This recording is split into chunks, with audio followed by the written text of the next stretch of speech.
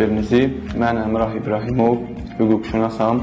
Artıq bir ilə yaxındır ki, Qafqaz Hüquq və İnteqrasiya Mərkəzində fəaliyyət göstərirəm. Bildiyiniz kimi, Qafqaz Hüquq və İnteqrasiya Mərkəzi ardasa 4 ilə yaxındır ki, hüquqi məsələlərdə vətəndaşlara yardım göstərir. Bu məsələlər ola bilər, mülki məsələlər olsun, hansısa quruma, hansısa idarəyə məktub ünvanlanması, ərizələrin təqdim olunması və s. bu tipli məsələlərdə öz səyini göstərir, öz əllərindən gələn yardımı, dəstəyi göstərirlər.